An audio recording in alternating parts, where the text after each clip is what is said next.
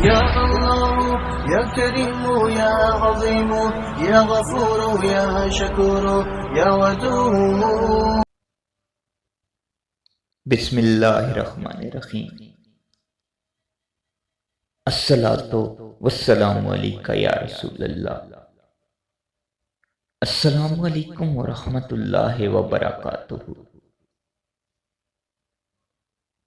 مدینہ منورہ میں ابراہیم نامی ایک مسلمان آقا صلی اللہ علیہ وآلہ وسلم کا دیوانہ رہا کرتا تھا۔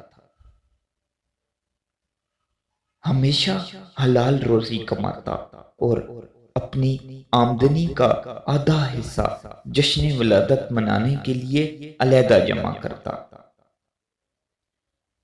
ربیع النور شریف کی آمد ہوتی تو دھوم دھام سے مگر شریعت کے دائرے میں رہ کر جشن ولادت مناتا۔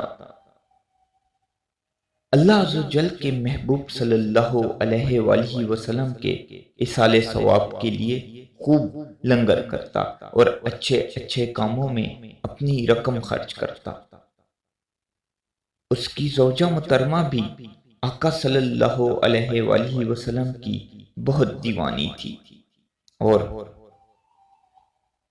ان کاموں میں مکمل تعاون کرتی۔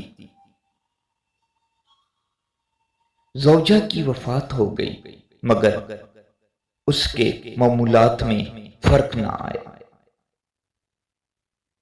ابراہیم دیوانے نے ایک دن اپنے نوجوان بیٹے کو وصیحت کی، پیارے بیٹے، آج رات میری وفات ہو جائے گی، میری تمام تر پونجی میں 50 درہم اور 19 گز کپڑا ہے، کپڑا تجہیز و تکفین پر صرف کرنا اور رہی رقم تو اسے بھی ہو سکے تو نیک کام میں خرچ کرنا۔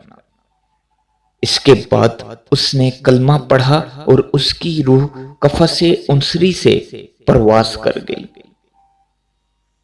بیٹے نے حسب وصیحت والد مرحوم کو سپرد خاک کر دیا۔ اب 50 درہم نیک کام میں خرچ کرنے کے معاملے میں اس کو سمجھ نہیں آتی تھی کہ کیا کرے۔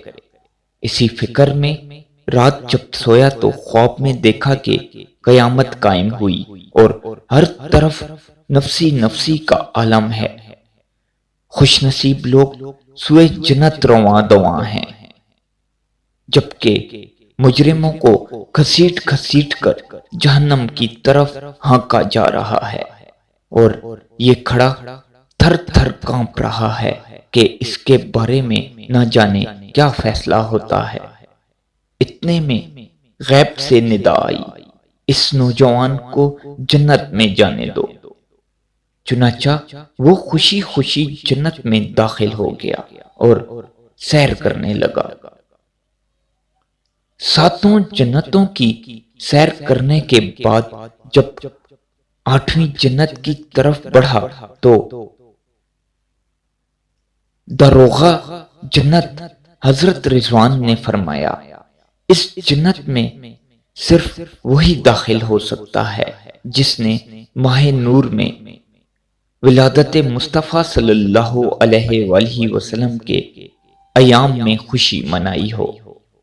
یہ سن کر وہ سمجھ گیا کہ میرے والدین مرحومین اسی میں ہونے چاہیے۔ اتنے میں آواز آئی، اس نوجوان کو اندر آنے دو، اس کے والدین اس سے ملنا چاہتے ہیں۔ لہذا وہ اندر داخل ہوا۔ اس نے دیکھا کہ اس کی والدہ ماجدہ نہر کوثر کے قریب بیٹھی ہیں، ساتھ ہی ایک تخت بچھا ہے جس پر ایک بزرگ خاتون جلوہ افروز ہیں اور اس کے ارد گرد کرسیاں بچھی ہیں جن پر کچھ پروقار خواتین تشریف فرما ہیں۔ اس نے ایک فرشتے سے پوچھا، یہ خواتین کون ہیں؟ اس نے بتایا، تخت پر شہزادی کونین سیدتنا فاطمہ زہرا رضی اللہ تعالیٰ عنہا ہیں، اور کرسیوں پر خدیجۃ الکبریٰ عائشہ صدیقہ، سیدتنا مریم، سیدتنا آسیہ، سیدتنا سارہ، سیدتنا ہاجرہ، سیدتنا رابعہ اور سیدتنا زبیدہ رضی اللہ تعالیٰ عنہم ہیں۔ اسے بہت خوشی ہوئی، مزید آگے بڑھا تو کیا دیکھتا ہے کہ ایک بہت ہی عظیم تخت بچھا ہے اور اس پر سرکار عالم، مدینے کے تاجدار، دو عالم کے مالک و مختار، حبیب پروردگار، شافی روز شمار، جناب احمد مختار صلی اللہ علیہ وآلہ وسلم اپنا چاند سا چہرہ چمکاتے رونق افروز ہیں۔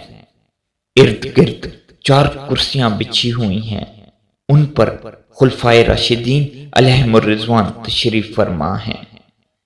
دائیں طرف سونے کی کرسیوں پر انبیاء کرام علیہ السلام رونق افروز، اور بائیں جانب شہداء کرام جلوہ فرما ہیں۔